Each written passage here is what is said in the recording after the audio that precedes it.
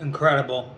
I'm taking video on the rear camera of the Nope, sorry, S. What is this called? The Z Flip 3. If you are wondering why I'm so confused as to which letter or number this is, it's because Samsung has had everything from the J series to the A series, S series, Note series, Z series, and every series in between.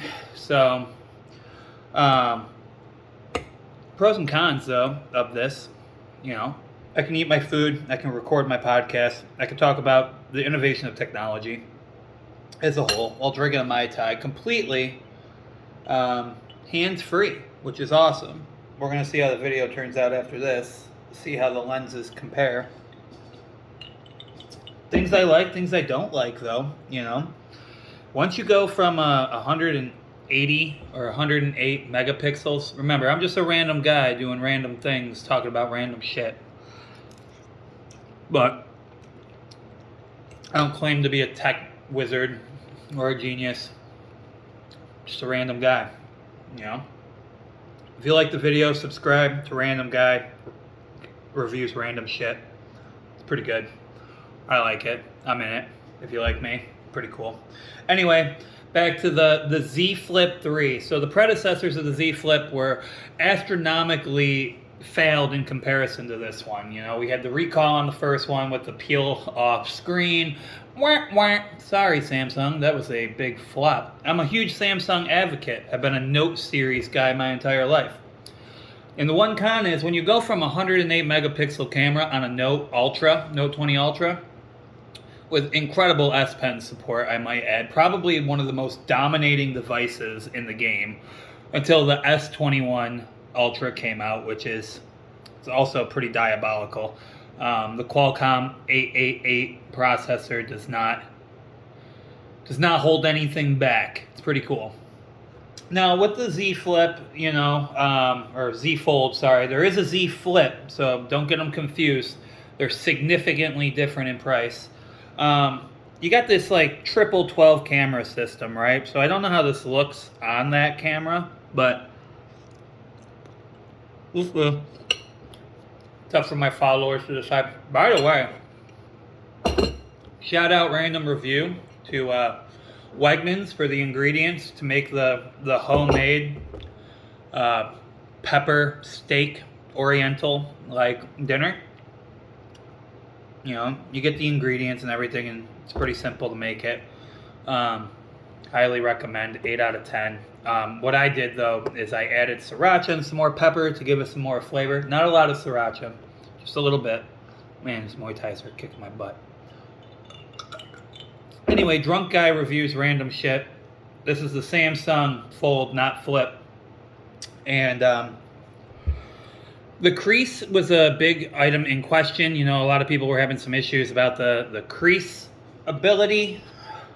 So, we'll see. You know, I do like the fact that, like, I can move it like that, you know, just in the middle here. It seems like I'm in camera for the most part. We're going to find out as I send this to all my test people. By test people, I mean like 2 people on Snapchat. You know, real popular guy. I do not mind the crease as much as everyone thought they were going to, you know? It's just something you got to get used to. Before it was bullet notch holes in your screen, you know, for the camera outing, which that's another thing. The under the canal camera, awesome innovation. Not there yet, though. Terrible execution. Like it's cool because I don't see the bullet notch, right? But at the same time, I've had the bullet notch for so long that I've just gotten used to it, so it didn't ever bother me. Now, the crease is one of those things like you got to get used to. It's cool that you can have the full screen. I would love for their next series to have the in-screen fingerprint scanner on both sides instead of like a side dial, but I understand for aesthetic purposes the difficulty in accomplishing that with their Soundwave technology. Pretty tough one to do. I'm sure they're working on it, and if not, you should. Overall, I give the Z Flip or Z Fold. Sorry, so many things. That's the other thing. Make sure you go into your local Verizon store. I say that because I have Verizon.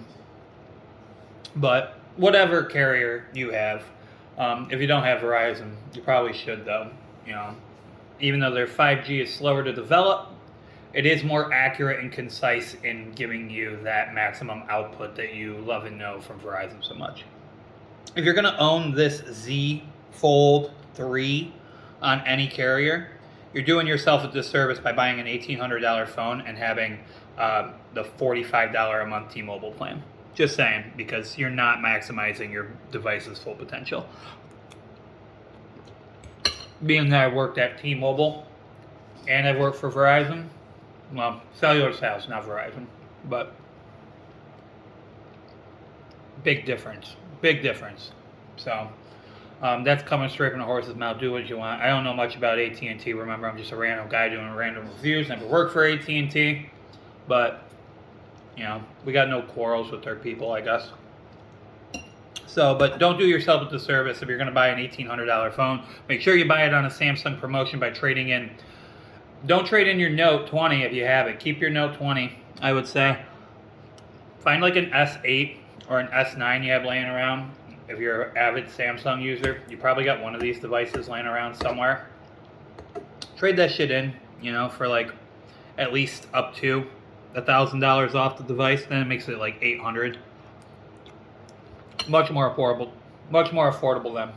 So never buy full price. Always shop the discounts. Even if they lock you into like something for 2 years, it's like at the end of the day, at the end of 2 years, you can leave. At the same time, you really aren't getting like bamboozled. You know, you just figure out the best promotion, buy it from there. Best Buy usually has instant promotions without, you know, any type of contract or something. So first bet would be always go unlocked and then make a decision from there. That's just my first week, you know, with the Z Fold 3. Stay tuned for next week when we go over more pros and cons about the device. Thank you, and have a good night.